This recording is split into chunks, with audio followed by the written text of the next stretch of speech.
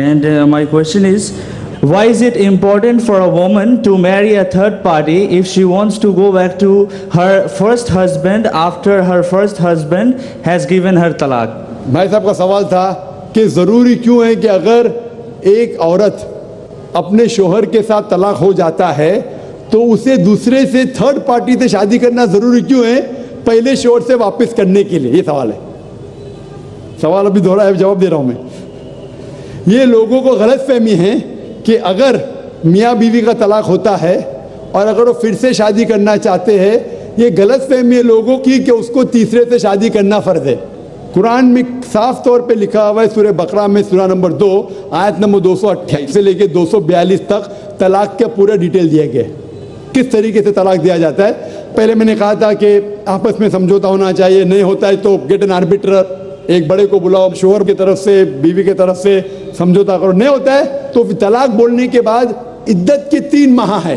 कुरान में लिखा है सूरह बकरा सूरह नंबर 2 आयत नंबर 228 कि 3 माह, 3 महीने, 3 menstrual cycle is the period of waiting, इद्दत। 3 महीने के बाद the divorce is completed। लेकिन 3 महीने के दरमियान अगर मियाँ बीवी वापस में रुजू होना चाहते तो हो सकते, तलाक नहीं होता है। लेकिन अगर 3 महीने तक रुजू नहीं होते और अलग हो जाते और 1 साल बाद उन्हें ख्याल आता है अरे हमने गलत किया, हम फिर से शादी करना चाहते, तो कुरान की आयत है सूरह बकरा सूरह नंबर 2 आयत number 232, do not prevent the women from marrying the former husband. आप औरतों को अपने पुराने शोहर से शादी करने से मत रोकिए, तो वो औरत फिर से अपने पहले शोहर से शादी कर सकती है, लेकिन नया निकाह नया महर, न्यू मैरिज न्यू महर। No no no, what you are saying is a misconception. I come to it. लोग समझते हलाला की ज़रूरत है, हलाला जैसी कोई चीज़ कुरान में है नहीं, मैं उसके ऊपर आऊँगा।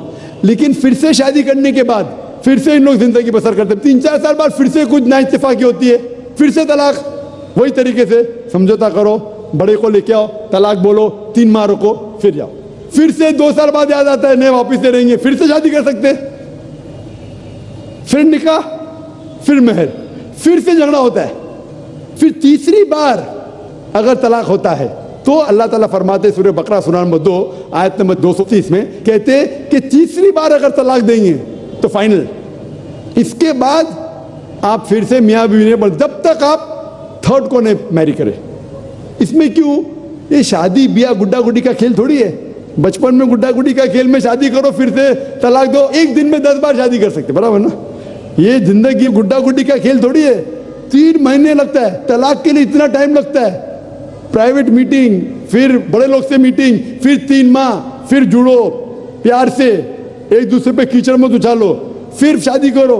मैंने मेरी जिंदगी में किसको भी नहीं देखा जो सही तरीके से तीसरी बार तलाक हुआ, मैं देखा नहीं अभी तक के। 1 बार हुआ देखा होगा, 2 बार, तीसरी बार तो देखा ही नहीं मैं। ये अगर आप गुड्डा गुड्डी का खेल करते तो फिर 1 बार आपने रिजेक्ट किया, 2 बार रिजेक्ट किया, 3rd बार फाइनल, फिर आप दूसरे से शादी करो। आप प्लान नहीं कर सकते, आप दूसरे से शादी करो और रो। और फिर पता लगा आपको मैं पहले शोहर से नाराज थी, सिर्फ दिन में 6 घंटा देते थे, ये नया शोहर तो 2 घंटा देता है, तो पहला वाला अच्छा। नो, दाल आटे का भाव मालूम पड़ेगा। मेरी माँ मुझसे कहती थी मार्केट जाएंगे तो दाल आटे का भाव, दाल और आटे का भाव, आप समझे ना? तो हो सकता है क्या, मालूम पड़ा मैं मेरे शोहर से झगड़ा करती थी, वो बीवी कहेंगी, मालूम पड़ेगा नया शोहर तो पुराने वाले से बदतर है, आप समझ रहे ना? और फिर अगर नए वाले से डिवोर्स हुआ, सेम तरीका, आपस में समझौता, प्लानिंग नहीं। अगर प्लानिंग करेंगे कि एक रात तुम्हारे साथ सोऊंगा और फिर तलाक देना, ये हराम है, आप समझ रहे ना? ये कुछ लोग करते हैं, मैं जानता हूँ मुस्लिम माशरे में, वो हराम करते हैं। प्लानिंग करना, तुम्हारा शोहर बनूंगा, एक रात बाद तलाक दूंगा, फिर तुम शोहर शादी करना, ये हराम है। कुछ लोग करते हैं, गलत करते हैं, कुरान में ऐसा नहीं लिखते।